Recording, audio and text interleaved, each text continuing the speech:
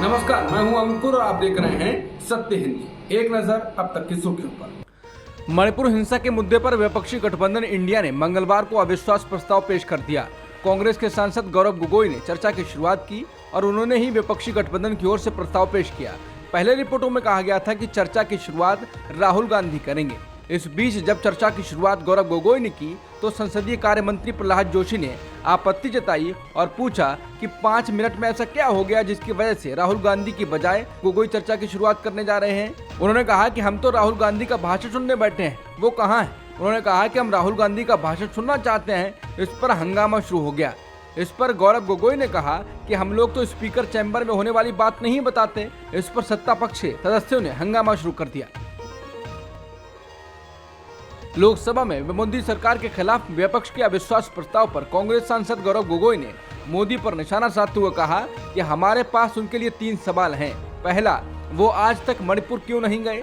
दूसरा, आखिरकार मणिपुर पर बोलने में लगभग 80 दिन क्यों लग गए और जब वो बोले तो सिर्फ 30 सेकंड के लिए। प्रधानमंत्री ने अब तक मणिपुर के मुख्यमंत्री को बर्खास्त क्यों नहीं किया।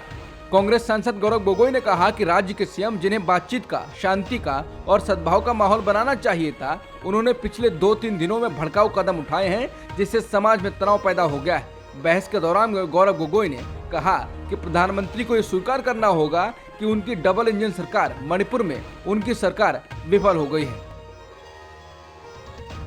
कांग्रेस सांसद गौरव गोगोई ने अविश्वास प्रस्ताव पर चर्चा शुरू करते हुए प्रधानमंत्री पर जोरदार हमला करते हुए कहा कि पीएम ने मौन व्रत ले लिया है जिसे तोड़ने के लिए ये अविश्वास प्रस्ताव लाया गया है। उन्होंने कहा, हमारी मांग स्पष्ट थी कि देश के मुखिया होने के नाते प्रधानमंत्री सदन में आए, अपनी बात रखें, संवेदना प्रकट करें और उस पर सारी पार्टी अपना समर्थन दें ताकि मणिपुर को संदेश जाए कि इस दुखी की घड़ी में हम उनके साथ हैं। ये हमारी अपेक्षा थी। गौरव गोगोई ने कहा, लेकिन अफसोस की बात है कि ऐसा नहीं हुआ। प्रधानमंत्री ने एक मौन व्रत लिया कि सदन में ना लोकसभा में ना कुछ बोलेंगे, ना राज्यसभा में कुछ बोलेंगे। इसलिए ये नौबत आनी पड़ी कि अविश्वास प्रस्ताव के जरिए हम प्रधानमंत्री जी का मौन व्रत तोड़ना चाहते हैं।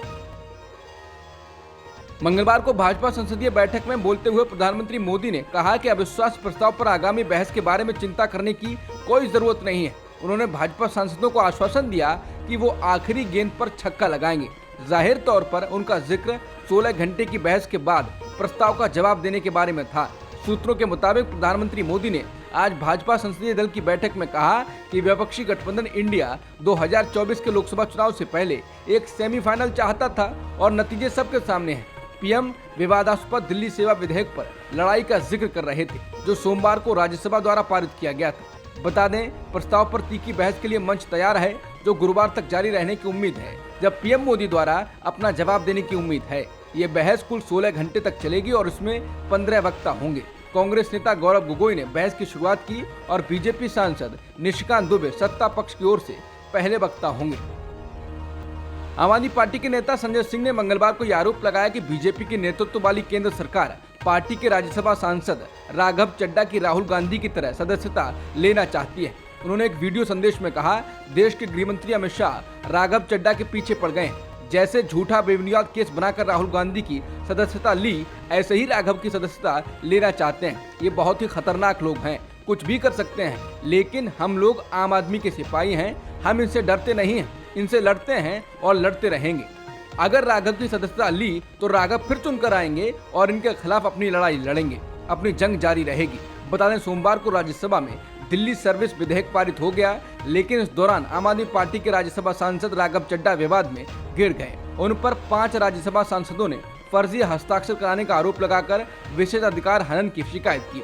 वहीं संजय सिंह ने कहा, गृह मंत्री सदन में बौखलाए हुए थे। कहा कि राघव चड्ढा का नाम विशेषाधिकार समिति में भेजो। क्या आपको पता नहीं, सिलेक्ट कमेटी में नाम प्रस्तावित करने के लिए किसी के सिग्नेचर की जरूरत नहीं। झूठ और अफवाह मत फैलाइए गृह मंत्री जी।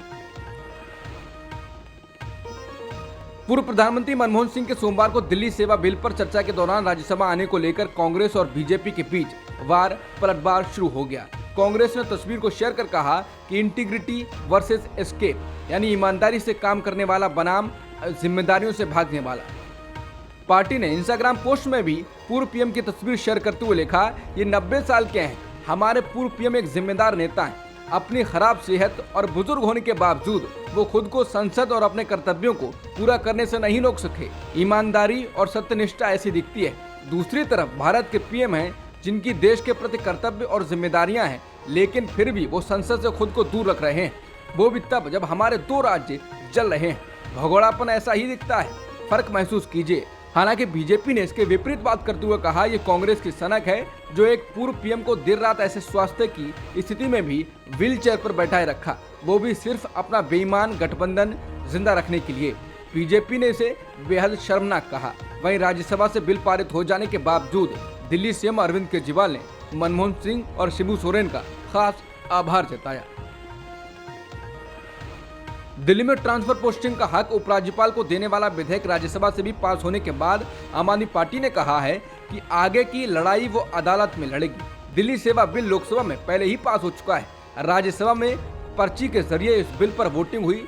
बिल के पक्ष में 131 वोट जबकि इसके विरोध में 102 वोट पड़े। केंद्रीय गृह मंत्री अमित शाह ने कहा, दिल्ली सेवा बिल इसलिए लाया गया क्योंकि आम आदमी पार्टी सरकार नियमों का पालन नहीं करती है। राजस्थान के मुख्यमंत्री अशोक गहलोत ने प्रधानमंत्री मोदी पर तंज करते हुए कहा कि उनके व्यवहार और बॉडी लैंग्वेज से लगता है कि वो एक पार्टी और सिर्फ हिंदू के ही पीएम हैं। गहलोत ने इसे खतरनाक भ्रम बताया।